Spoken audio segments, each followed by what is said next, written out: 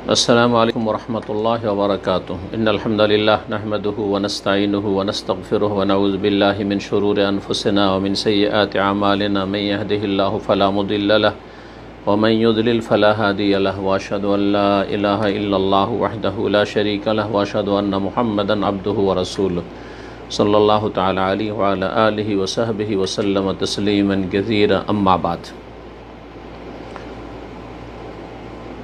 सम्मानित दीनी भातृमंडলী, আল্লাহ রাব্বুল আলামিনের প্রশংসা এবং রাসূলুল্লাহ সাল্লাল্লাহু আলাইহি ওয়াসাল্লামের উপর সালাতু সালামের পরে আজ বৃহস্পতিবারের দিন গিয়ে জুমার রাত এশার সালাতের পরে আজ 17 মুহররম 1443 হিজরি মোতাবেক 26 আগস্ট 2021 প্রশ্নোত্তর পর্ব আমাদের, যাতে 20টি প্রশ্ন আপনাদের সামনে নিয়ে এসেছি বাছাই করে, সেগুলোর উত্তর দেওয়ার চেষ্টা করব। আল্লাহ রাব্বুল আলামিন যেন তৌফিক দান করেন এবং সমস্ত রকমের ভুল ভ্রান্তি থেকে আল্লাহ যেন বাঁচিয়ে রাখেন।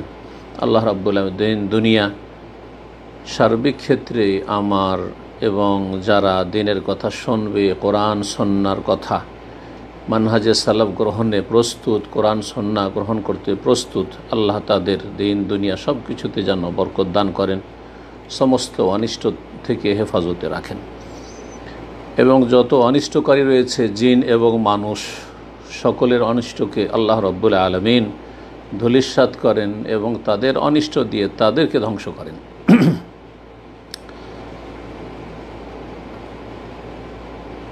প্রশ্ন করেছেন এক ভাই, আসসালামু আলাইকুম। ওয়ালাইকুম আসসালাম ওয়া রাহমাতুল্লাহ। শেখ, মা যদি তার নামে যে সম্পত্তি আছে তা নিজ ইচ্ছায় তার মেয়েকে দেই, তাহলে এটা কি জায়েজ হবে?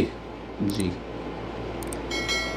নিজের ইচ্ছা এখানে চলবে না, কারণ আল্লাহ রাব্বুল আলামিনের ইচ্ছার বিরুদ্ধে এই মায়ের নিজের ইচ্ছা।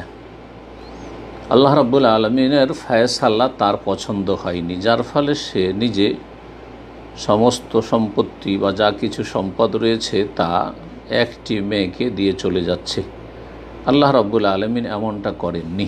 সুতরাং যারা এই রকম কাজ করবে, নিজের খেয়াল খুশি যাকে ইচ্ছা যতটা দেবে,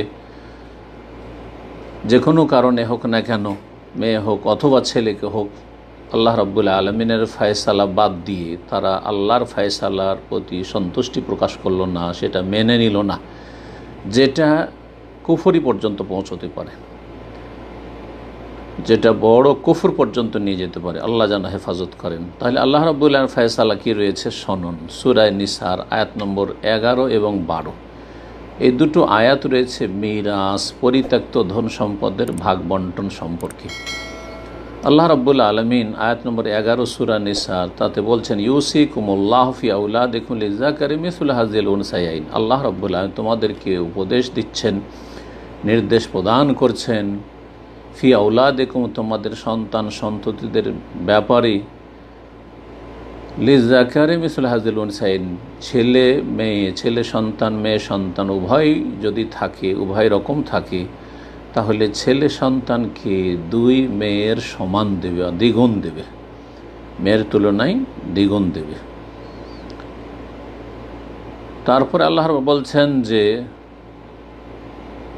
যদি মেয়ে সন্তান থাকে, ফাইন কুনা নিসান ফাওকাসনাতাইন, যদি দুই বা দুইয়ের বেশি, দুই বা ততোধিক, যতই সংখ্যা হোক না কেন, শুধু কন্যা সন্তান রয়েছে, তাহলে ষোলসা মা তারাক, পরিত্যক্ত ধন যা ছেড়ে গেল, মা হোক অথবা বাবা হোক, তার 2/3 পাবে, ম্যাক্সিমাম 2/3 দুই মেয়ে নিতে পারবে। এখানে প্রশ্ন করেছেন এক মেয়ে ছিল, আল্লাহ বলছেন ওয়াইন কানাত ওয়াহিদা ফালাহান নিসফ, আর যদি এক মেয়ে হয় তাহলে তার জন্য রয়েছে নিসফ, অর্ধেক। তো অর্ধেক দেবে, তাতে কমও করবে না আর বেশিও দেওয়া যাবে না। জি, এন্তেকালের পূর্ব মুহূর্তে এইভাবে যদি দিয়ে চলে যায় লিখে, সেটা জায়েজ নয়। তবে জীবদ্দশায় কেউ কাউকে লিখে দিতে পারে, উলামায়ে কেরামগণ বলেছেন, সুস্থ অবস্থায় জীবদ্দশায়, আর অসৎ উদ্দেশ্য নিয়ে নয় যে সবকে বঞ্চিত করব সেই জন্য, বরং কিছু রাখবে সম্পদ, সবগুলি লিখে দিয়ে যাবে না, যাতে করে অন্য অন্য যারা রয়েছে তারাও যাতে করে আল্লাহ যেভাবে ফয়সালা করে সেই ফয়সালা অনুযায়ী ভাগ পাই।